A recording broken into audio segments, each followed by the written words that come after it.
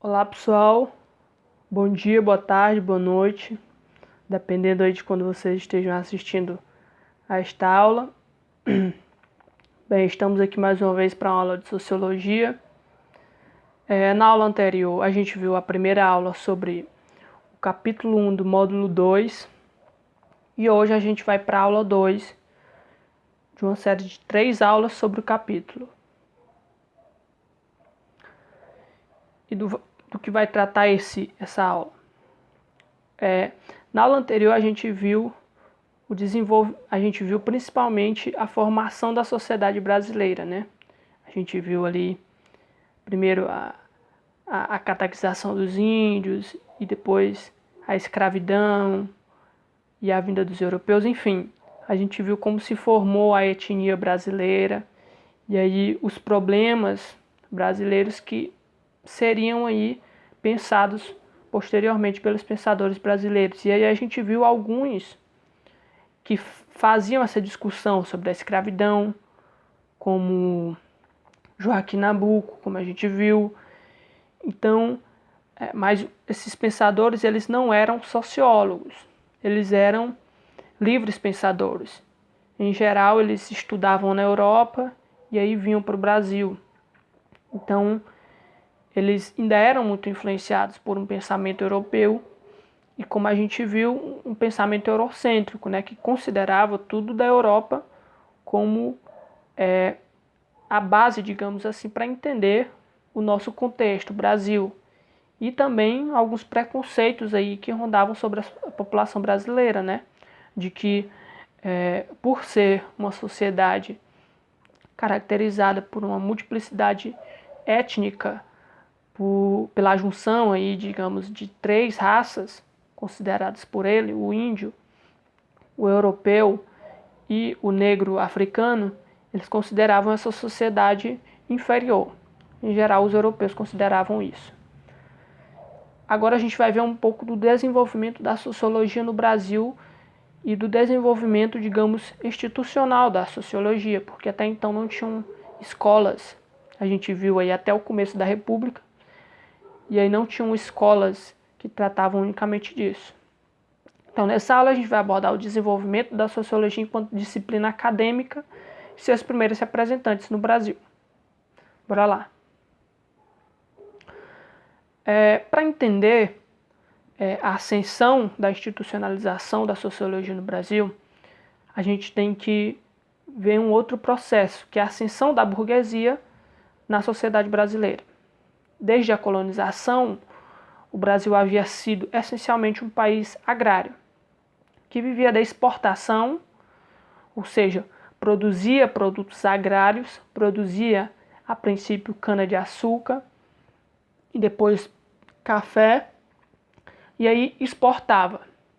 E aí importava produtos industriais, aí, produtos que não eram produzidos aqui no Brasil, porque nós não tínhamos um desenvolvimento da indústria, e aí tudo isso tinha que ser comprado de fora, quase sempre da Inglaterra. Então, esses produtos eles tinham que ser importados dessas grandes potências europeias. Com a proclamação da República, lá em 1889, houve um gradual desenvolvimento da economia industrial e, consequentemente, da burguesia e das cidades. Aos poucos, portanto, essa burguesia começa a crescer aqui no Brasil, aos poucos tem um desenvolvimento industrial e aos poucos existe um crescimento gradual das cidades, porque até então a maioria da população vivia no campo, produzindo lá produtos para exportação, como o café. Aqui, por exemplo, no começo da República era o café. Então, as cidades começam a crescer, começa a ter esse desenvolvimento industrial. É um desenvolvimento industrial ainda lento e baseado, digamos, é um desenvolvimento industrial mais primitivo, digamos assim, porque parte das máquinas, por exemplo, que vêm ao Brasil são máquinas secundárias que não são mais utilizadas, por exemplo, na Inglaterra.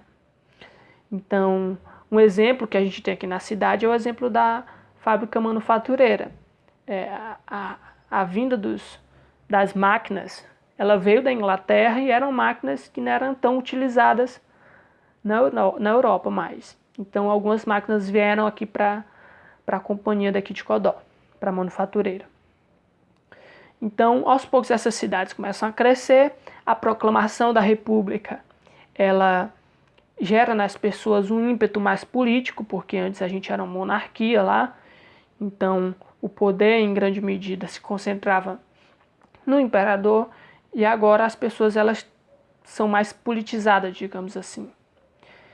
Então, essa elite burguesa que estava crescendo, essa elite burguesa, que elite é essa? A elite que ganha dinheiro produzindo e exportando, não mais produtos agrícolas, mas produtos industrializados. E aí, essa elite burguesa, ela é contra a constituição do país agrário, porque até o começo da República, que, como eu falei, começa lá em 1889, nós, o Brasil, a gente era um país agrário em que o poder estava concentrado na mão de pequenos grandes proprietários de terras, de poucos grandes proprietários de terras. E aí vários problemas corroboravam para que as pessoas não fossem bem representadas. Porque, por exemplo, o voto não era secreto. Então as pessoas falavam o voto. E aí com isso, as pessoas com poder, elas conseguiam dominar uma grande parcela da população, induzindo elas a votar nos candidatos que representavam não a população, mas representavam o gosto, digamos assim, da elite agrária. Então o voto não era secreto, enfim, existia toda uma série de problemas que corroboravam para isso. Mas aos poucos essa elite burguesa vai crescendo nas cidades, essa elite que sobrevive da comercialização, sobrevive da indústria, e aí ela vê necessidade, essa elite burguesa que está crescendo, de modernização do país e das estruturas coloniais, as estruturas agrárias. E para isso era indispensável a educação das classes populares, porque as pessoas elas tinham que começar a tomar consciência da condição em que estavam vivendo. Então, a instalação da sociologia e de grande parte aí das instituições brasileiras, ela se dá nesse contexto.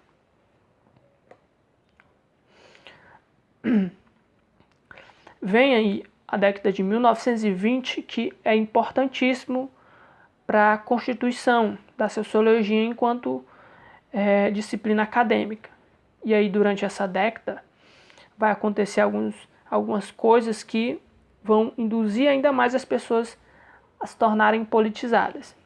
E aí um aspecto que eu pontuei foi a politização das classes médias urbanas, porque, como eu já falei, as cidades estavam crescendo. As pessoas elas pensavam mais em política e pensavam mais na administração pública. Existe a criação do Partido Comunista, do PCB, em 1922. Então, a criação do próprio Partido Comunista, a gente viu isso lá em Marx, na aula sobre Marx. A criação do Partido Comunista ela é uma consequência do crescimento, digamos, dos operários. Então, os operários cresceram, ou seja, tem mais indústrias, essa classe está crescendo e aí precisam de um representante. Então, o Partido Comunista ele surge em 1922 como uma consequência dessa série de acontecimentos aí que estavam acontecendo na cidade. Existe aí, em 1914 até 1918, a devastação, a Primeira Guerra Mundial, né? E aí, como consequência, existe uma grande devastação do continente europeu após a guerra. Porque os países estão cansados, eles acabaram de sair de uma guerra, a produção está muito precária, e é nesse contexto que os Estados Unidos, que não faz parte da Europa, está na América do Norte, que os Estados Unidos vão crescer. E aí, consequentemente, o Brasil também se desvincula um pouco da Europa. E como a gente viu, antes o Brasil era ligado à Inglaterra, principalmente. E aí, essa devastação do continente europeu serve um pouco para deslegitimar o poder que a Europa tinha sobre o Brasil, o poder que as potências europeias tinham no Brasil. Então isso gera um ar, digamos, de independência em relação aos europeus. Porque quem é a Europa agora para determinar o quê, né? Eles estão devastados.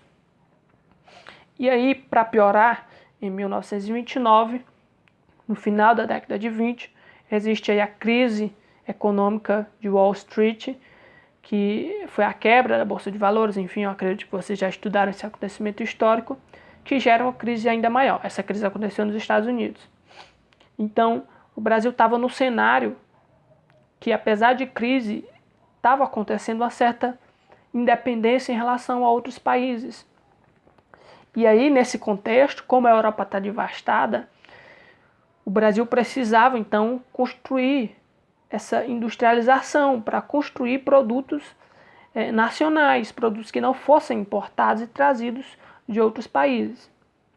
Então, uma série de acontecimentos faz surgir aí a Revolução também, trazida por Getúlio Vargas.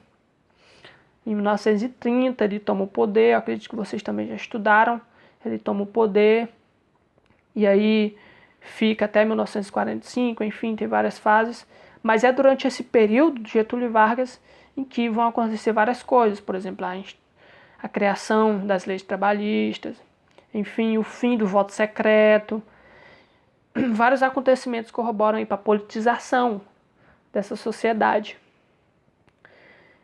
Então, é nesse contexto aí geral que a gente viu que começa a se desenvolver um trabalho mais acadêmico em relação à sociologia e a outras áreas de conhecimento. Nesse clima de mudanças e questionamentos, que foi institucionalizado o ensino de sociologia em 1931, com a reforma escolar. Então a sociologia começou a ser uma disciplina obrigatória ali no ensino médio, que antigamente era grau, e foi criadas aí as primeiras instituições de ensino superior voltadas para essa área.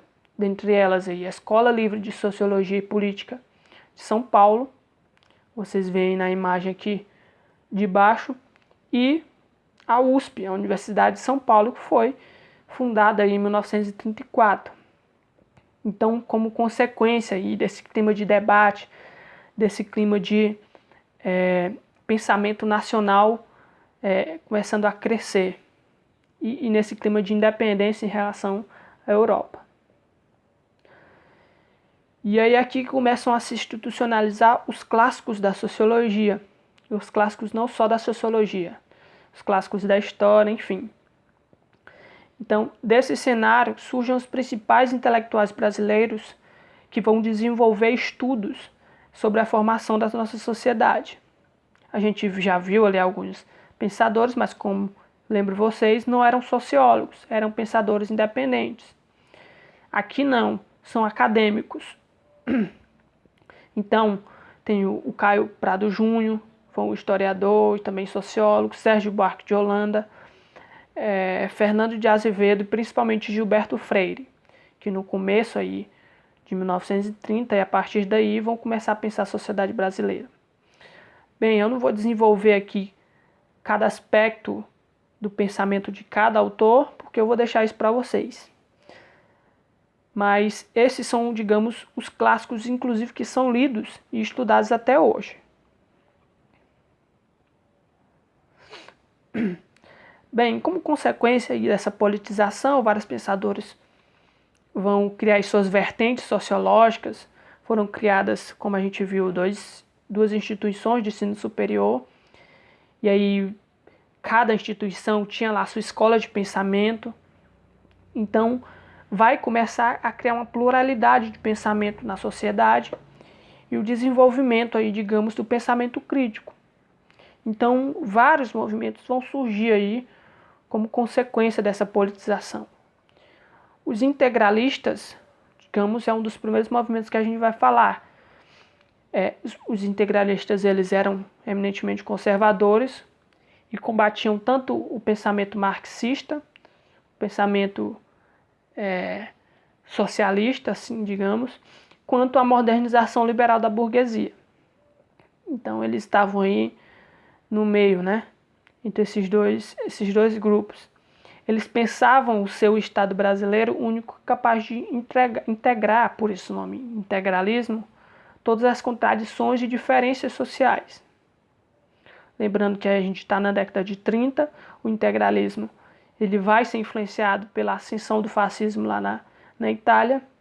Enfim, o integralismo aí, inclusive foi a Força Armada, tentou tirar Getúlio Vargas do poder, mas o ponto central do integralismo é isso: as contradições dessa sociedade, elas devem ser, digamos, extintas por meio da integração de todos os grupos, ou seja, do agrupamento da sociedade brasileira em um único objetivo. E aí outro grupo distinto dos integralistas são os brasilianistas. E os brasilianistas, eles eram estrangeiros europeus que viam na sociedade brasileira um novo modelo de ordenamento social baseado na miscigenação de raças. Nessa época, existe uma grande imigração no Brasil, a gente está começando a se modernizar, a criar aí mais indústrias, então vem uma parcela muito grande de trabalhadores, de europeus, enfim, de trabalhadores livres da Europa, inclusive fugindo, digamos, da guerra, do caos que estava na Europa, como a gente viu. Então, esses brasilianistas, eles vão, digamos, se encantar pela sociedade brasileira, porque eles consideram que o ordenamento da sociedade brasileira, baseado aí nessa miscigenação de raças, coisa que não tem, por exemplo, na Europa e em outros países, eles vão se encantar por esse aspecto da sociedade brasileira.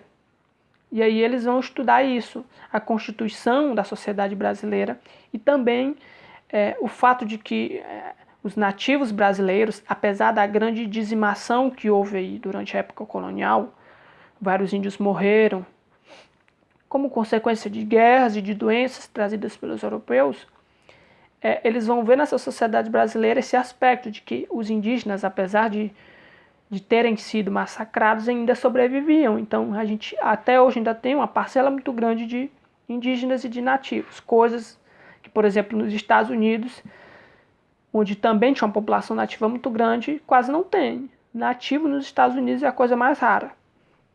Então, esses aspectos que vão encantar, digamos assim, esses europeus e que vão ser estudados aí por alguns autores. Durante esse período, vai vir aí grandes pensadores da Europa para o Brasil também, como Claude Lévi-Strauss e vários outros que vão servir, digamos, para a constituição da institucionalização da sociologia acadêmica no Brasil.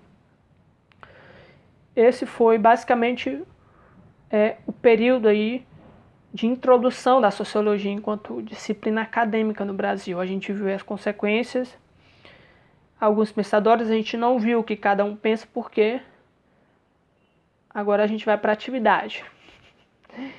E a partir da explicação da aula, de pesquisa e da leitura do livro, vocês têm que resumir a concepção dos clássicos da sociologia brasileira, explicando como pensadores como Gilberto Freire, Caio Prado Júnior e Sérgio Buarque de Holanda viam a sociedade brasileira.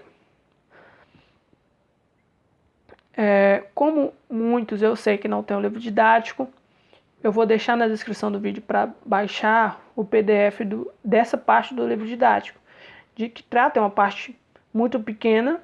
Vocês podem fazer uma leitura atenta e aí resumir em poucas linhas o que esses pensadores pensavam da sociedade brasileira. E aí vocês podem também fazer pesquisas, enfim, não quero nada lá muito grande, como em geral vocês não estão fazendo algo muito grande sempre. Então, essa é a atividade. Qualquer dúvida, vocês podem me contactar, que eu vou estar aí auxiliando vocês. Bons estudos. Eu lembro que sempre na descrição do vídeo eu vou deixar outros links para vocês pesquisarem e para desenvolver mais os argumentos apresentados aqui. E é isso, até a próxima aula, que vai ser a última, sobre esse capítulo. Até mais.